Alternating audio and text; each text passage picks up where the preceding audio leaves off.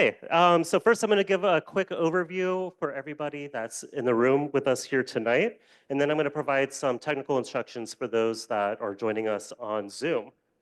Now, if you'd like to make a verbal comment tonight, please go to our sign up table now and put your name down on the list if you haven't already done so.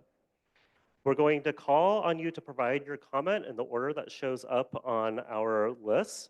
And we also have informational handouts that have details about our hearings, the draft permit that we're here to discuss, and how to provide written comments. Our agenda for tonight includes, first, brief housekeeping items like right now, some introductions and remarks from DEQ staff. Then we're going to go into a short, roughly 10-minute presentation about the draft air quality permit. And then we will launch into the public comment period of the night where we will be accepting your verbal comments. Those joining us in person are going to be invited to provide their comment first, with our online attendees following, with time permitting. Now, before we get started, for those joining us on Zoom, thank you as well for being with us. Note that you are joining via a Zoom webinar, which means that you cannot unmute yourself or use your camera. Along the bottom of the screen, you'll see 3 buttons: raise hand, chat, and Q&A. If we have time after everyone in person provides their comments, we will then invite you to raise your hand to join the queue to provide your comment. At that time, you'll then be able to use the raise hand feature to indicate that you would like to provide a comment. And then we will call on you to unmute yourself when it's your turn to speak. And finally, please use the chat feature only to communicate with the DEQ staff here regarding troubleshooting items. For example, if there's technical difficulties like bad audio, a screen that stops sharing, or if you need help with any of the Zoom controls. My colleague Chris Varley is here tonight. He's monitoring the chat and will be able to help you out. I have a few DEQ staff members joining me tonight. Going to introduce them in just a moment. But I also wanted to note that this hearing is specifically focused on the draft air quality permit for Zenith Energy, which is formally known as a standard air contaminant discharge permit. You might hear us refer to it as an ACDP or an air quality permit or draft permit, but just know that we're referring to the same thing.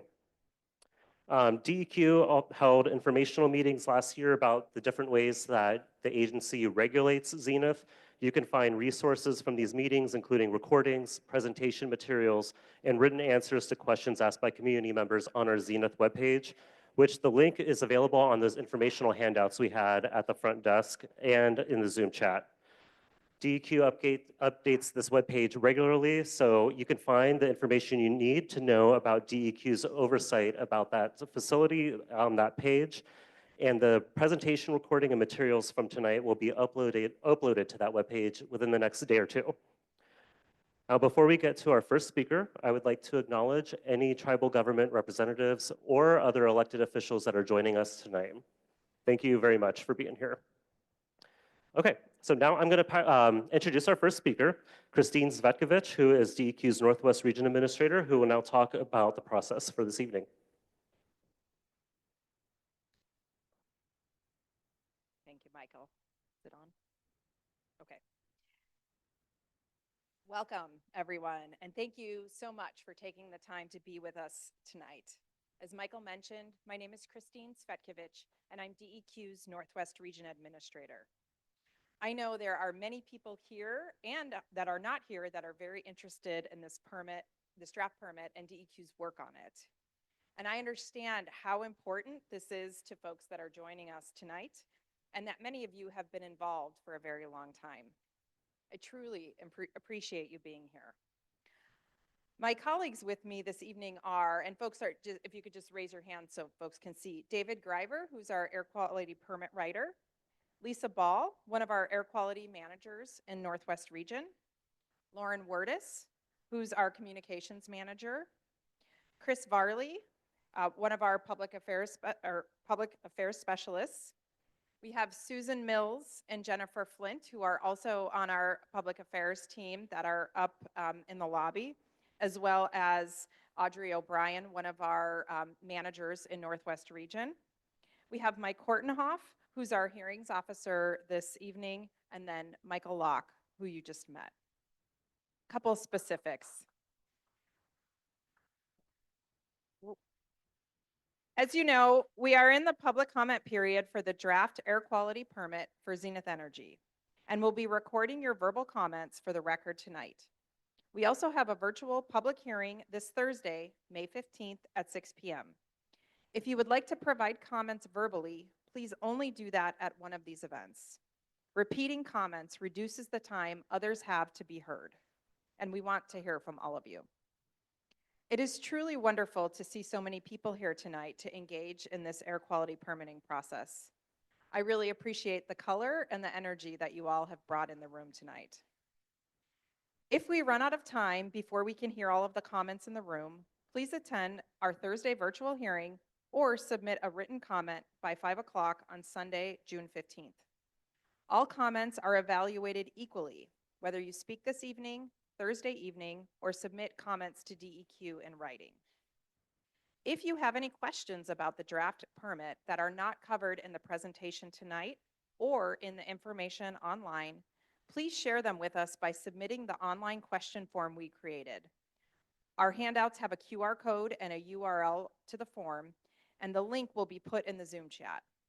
We will work to answer the questions in Thursday's evening's presentation for any we have not answered yet. Our ability to conduct an effective public hearing tonight depends on everyone's cooperation and commitment to engage respectfully. Please be courteous to everyone here tonight and to each other, and to allow one another the opportunity to provide input. It's really important that we hear from each of you who would like to share your thoughts. I want to recognize how much time it takes to learn about and follow these important issues, and want to thank you for your involvement.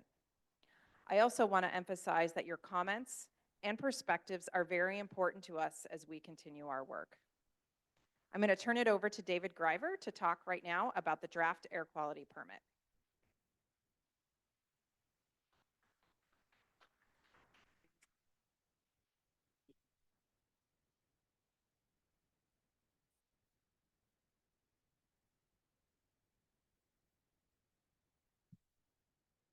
Yeah. All right.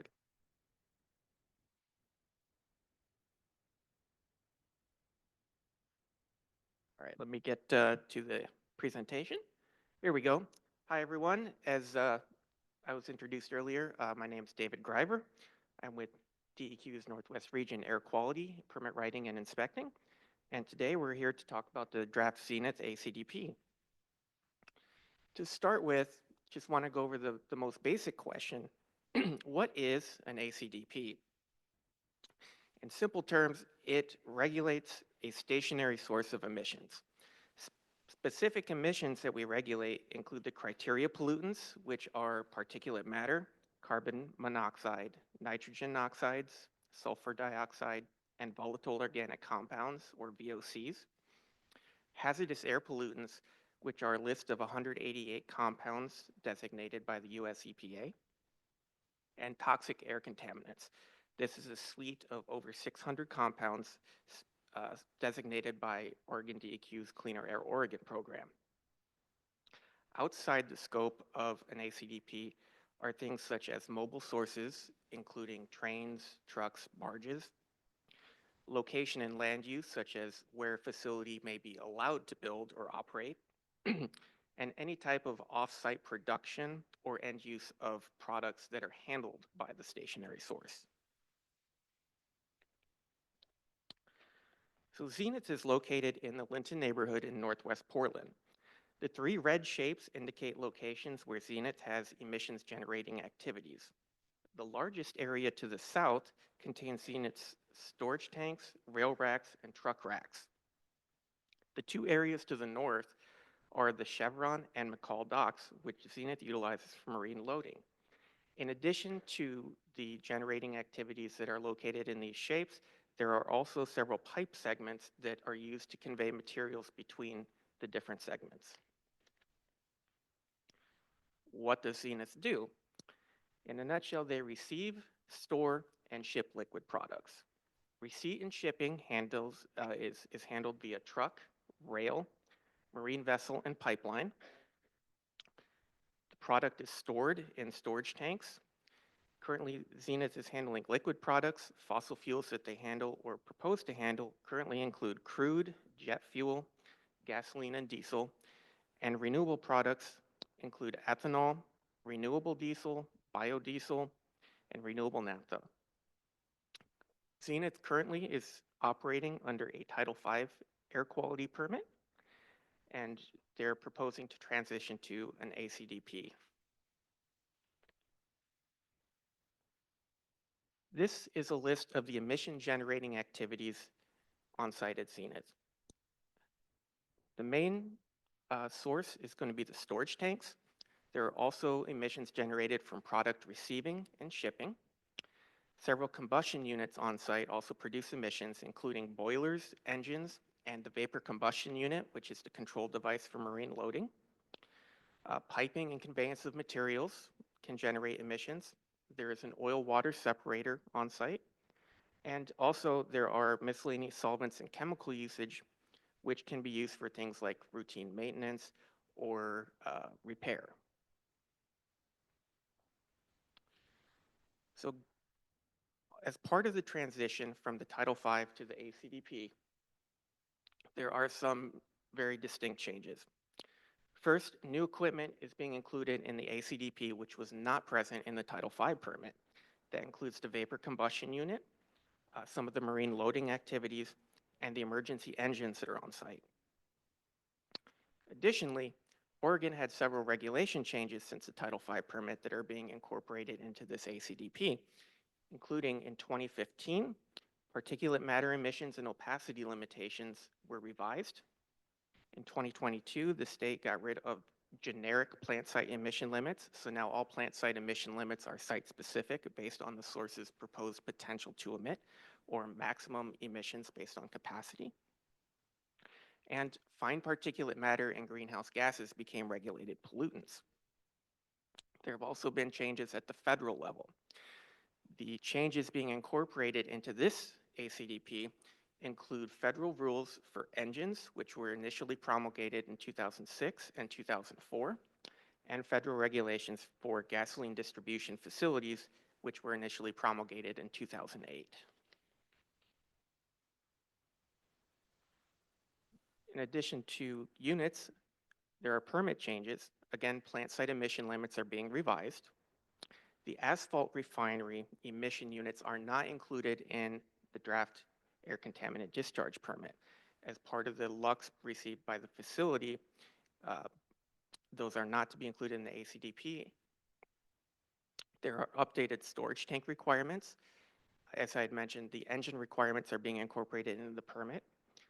The permit now includes the vapor combustion unit, including source testing to verify that emissions meet the applicable limitation, and operational and monitoring requirements to ensure that the control device is operated at the same level that it's operated at during testing. In addition, there are requirements from the City of Portland Lux that are included in the draft permit. The emission changes, as I had mentioned, the plant site emission limits are being revised. Most significantly, the volatile organic compound limit is being reduced to 39 tons per year, and I'll have more specifics on the numbers coming up in a couple slides. There are site-specific emission limits as opposed to the generic plant site emission limits, and the two new regulated pollutants, fine particulate matter and greenhouse gases, were incorporated in the analysis. There are also updates to the emission calculation methodology. There are updated algorithms for estimating emissions from storage tanks that need to be utilized. There is now source test data specific to the vapor combustion unit on site. Different materials handled. When materials are handled, their emissions are based on their chemical properties. As different materials get handled, the emissions will change. And there's been an update to the fugitive leak emission calculations. And these types of fugitive leaks are, in essence, anytime you have some type of a connection with a pipe, unless it is completely welded shut, there is an opportunity for a leak. So there is a small amount of emissions that do occur from that. So here's the emission unit table, or emission limit table. There's a lot of things going on here, but I'm going to try and go step by step. First, I want to talk about reductions. Carbon monoxide, nitrogen oxides, and VOCs all have reduced PSELs, or plant site emission limits. Greenhouse gases, this is a new plant site emission limit. It is a much larger number than the other criteria pollutants, but know that this is based on the proposed maximum capacity of the combustion units, including the boilers and the vapor combustion unit. Zenith's actual greenhouse gas emissions have ranged at between 4,000 and 6,000 tons per year currently. Particulate matter, sulfur dioxide, and hydrogen sulfide, or H2S. The potential to emit, or the maximum emissions based on capacity, is below DEQ's de minimis levels, which is 1 ton per year for each of those listed pollutants. So a plant site emission limit is not required for those pollutants. And as many of you know, this permit was initially on public notice in late 2024, and we had to pause. There have been changes to the draft permit since then. I'm going to provide a brief overview. The permit now includes a reference to the updated land use compatibility statement from February 2025. The specific number of piping components has been moved to the review report. Condition 3.5, which was a product handling restriction, was moved to a different section of the permit and now accounts for sustainable aviation fuel, a blend of sustainable aviation fuel and jet fuel, There's an allowance for additional engine operation, which is present in the federal rules. And there are some corrections to the crude oil handling emission calculation equations. This is an overview, but all changes are described in detail in paragraph 4 of the draft review report, which is included in the package that is up on public notice. So what's next? We have the public hearing tonight. We have a virtual public hearing on May 15th. The public comment period ends June 15th at 5 p.m. Just want to note this was different. We did grant an extension. And DEQ will review and respond to all comments prior to issuing a final decision. Now I'm going to pass this back to Michael Locke.